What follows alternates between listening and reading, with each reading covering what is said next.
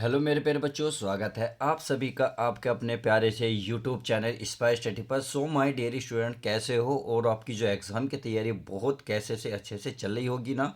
चलिए, उम्मीद है आप बहुत अच्छे होंगे और अपनी जो तैयारी है बहुत 100% देने की तैयारी कर रहे होंगे, यानी कि जो आप तैयारी करें 100% बिल्कुल सही दिशा में कर रहे होंगे। तो चलिए, इस दिशा को और बेस्ट बनाते हैं। तो इस बेस्ट एंड बेस्ट तरीके के लिए मैं एक और सवाल लेकर आया हूँ। जी हाँ, आप अगर अनसोल्ड उठाएंगे तो अनसोल्ड में यह सवाल 5 नंबर का 3 जगह मिला है मुझे देखने को, तथा 2 जगह यही सवाल 8 नंबर का देखने को भी मिला है। तो सवाल मोस्ट इंपॉर्टेंट है आज की वीडियो का। तो चलिए, इस वीडियो में देखते हैं इस सवाल किस तरीके से होगा। तो इस सवाल को हल करने के लिए देखो, आपको कुछ तो लोग के नियम पता होने चाहिए, कुछ करनी के नियम पता होने चाहिए, जब ही ये सवाल आसान होगा। नहीं है आपके, ना ही तो लोग का नियम पता है ना ही करने का, तो बच्चे डरने की कोई ज़रूरत नहीं है। मैं इस सवाल को इतने इजी तरीके से करा दूंगा कि जितना भी पेपर में जी 2024 के एग्ज़ाम में ये क्वेश्चन देखने को मिलेगा, तो ध्यान रखना आप 100% दे के आएंगे। यानी कि 5 नंबर का आएगा तो 5 नंबर पूरे पाएंगे। यदि 8 नंबर का ये सवाल देखने को मिला तो 8 नंबर का भी आप पूरा लेकर आएंगे। तो चलिए शुरुआत करते हैं और देखते हैं इस सवाल को करने का तरीका। तो आपको दिया है, यदि फलन दिया हो, यानी कि फलन दिया है तो एक्स के सापेक्ष अवकलन कीजिए। तो इसे मैं क्या कर लेता हूँ प्यारे बच्चों, वाई मान लेता हूँ। क्या मान लेता हूँ? वाई मान लेता हूँ। तो ऐसी कंडीशन में देखिए, जब एक्स बहुत जगह हो और करनी हो, तो ऐसे सवाल को हल करने के लिए आपको ध्यान रखना है, दोनों तरफ लोग लेना। तो यहाँ लिखेंगे दोनों ओर, यहाँ मैं लिख रहा हूँ दोनों ओर लोग लेने पर, दोनों ओर लोग लोग लेने पर जब हम दोनों तरफ लोग लेंगे तो ये इधर भी लोग हो जाएगा, ये हो जाएगा लोग वाई, और इधर भी हो जाएगा मेरे बच्चों लोग, और अंडर रूट में ये ऐसे ही रहेगा x-1 और x-2, और जो ये है हमारा x-3 और यह है x-4 और यह है x-5। तो इतनी बात समझ में आ गई। और बाहर क्या था? dx। तो चलिए ये भी dx लगा लेते हैं। अब क्या करते हैं, इसको थोड़ी सी हल करने की कोशिश करते हैं। अब पहले इस करनी को हटाओगे तो करनी को पता है, करनी हटाएगी तो 1/2 पहुंचेगी, तो ये तो हमारा ऐसे ही रहेगा भाई लोग वाई, और ये लोग। अब इसको मैं पहले ऐसे रखूँ x-1 और ये x-2। प्यारे बच्चों समझ में आ गया। अब नीचे वाले जैसे हैं ऐसे लिख लेते हैं, x-3 x-4 और ये x-5। सही है। अब क्या करते हैं, जो ये करनी है, जो ये अंडर रूट है, तो अंडर रूट हटाएंगे तो 1/2 ऐसे लिखा जाएगा इंटू डी एक्स। आप सभी को पता होना चाहिए, मैं एक फॉर्मूला लिख रहा हूँ, चूंकि लो यदि m की पावर n हो, यानी कि अगर पावर में कुछ भी होता है तो ये पावर क्या होती है, लोग में पहले आ जाती है। और क्या लिखा जाता है, तो ये लिखा जाता है बराबर में, देखिए n पहले लिखा जाएगा लोग, और जो ये नीचे वाली पद है वो ऐसी ही लिखी जाती है। तो आई होप इतनी बात समझ में आ गई होगी। तो इसमें सेम यही है, ये तो सारा पद हो गया, ये m का काम करेगा इतना पद, और इसके ऊपर जो है ये n का काम करेगा। तो ये पावर कितनी आएगी, पहले आएगी।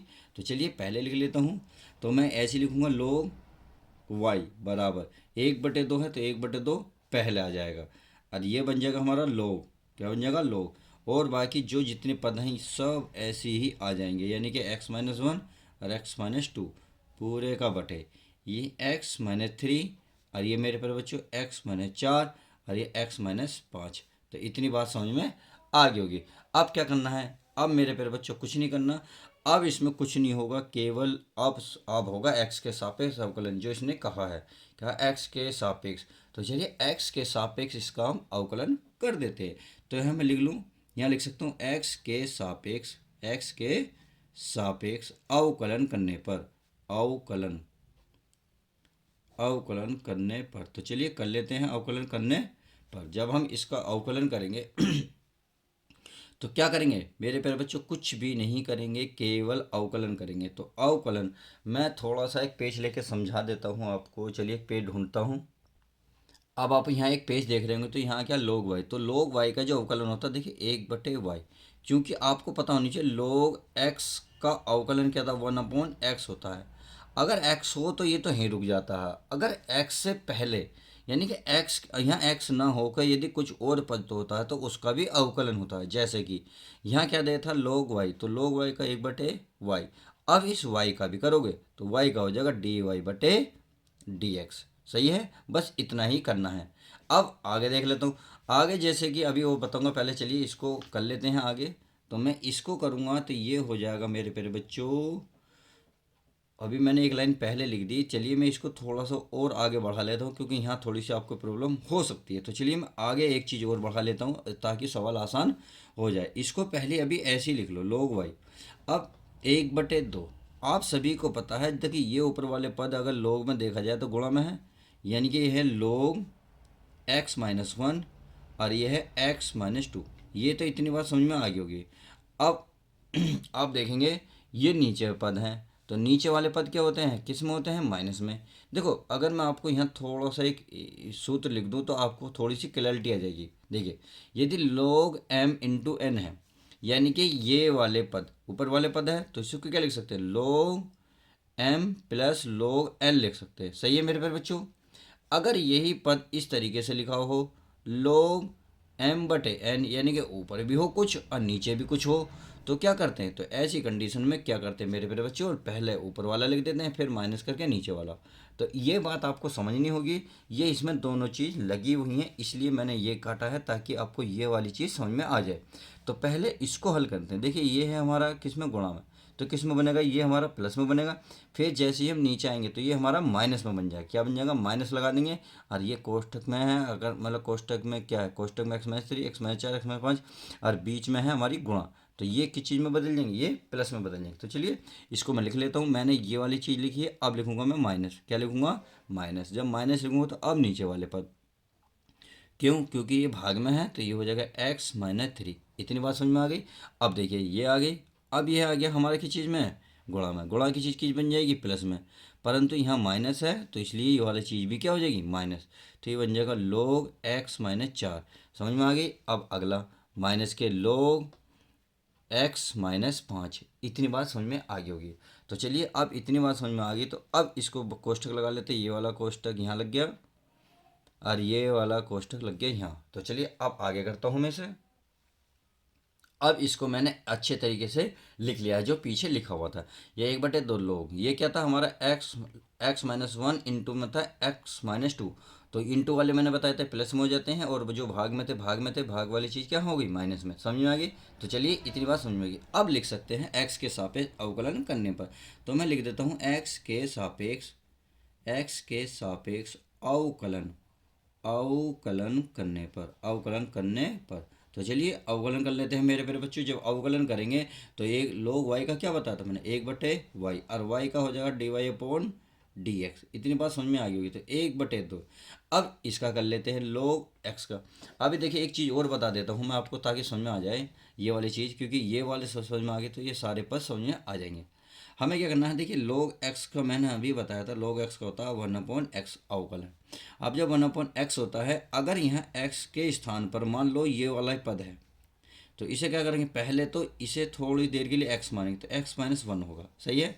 अब ये d/dx, यानी कि अब ये x ना होगा कुछ और था, तो इसका भी करोगे अवकलन।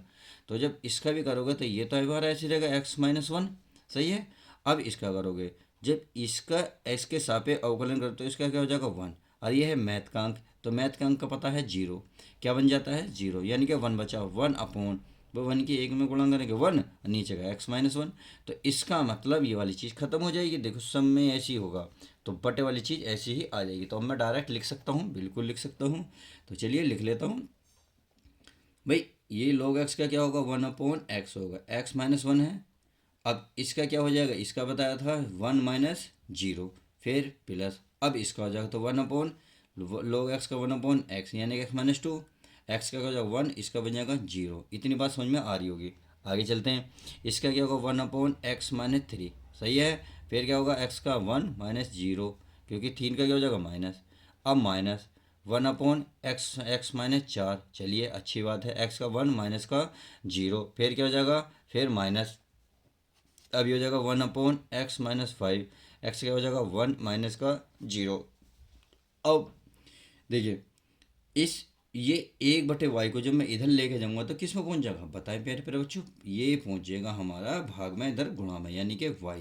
और बटे में 2 नीचे ऐसे आ जाएगा, क्योंकि y की गुणा 1 में करेंगे y और बटे में 2 है। अब देखिए ये कितना बचा भाई, ये तो हमारे 1 की गुणा करेंगे तो ये बचा x-1, ऐसे ये बचा x-2, और ये बचा x-3, और ये बचा x-4, और ये बचा माइनस के x-5। तो इतनी बात समझ में आ गई होगी। अब हमने y की वैल्यू क्या मानी थी, y की वैल्यू तो आप सभी को पता होनी चाहिए। क्या कुछ मानी थी, नहीं मानी थी? मानी थी।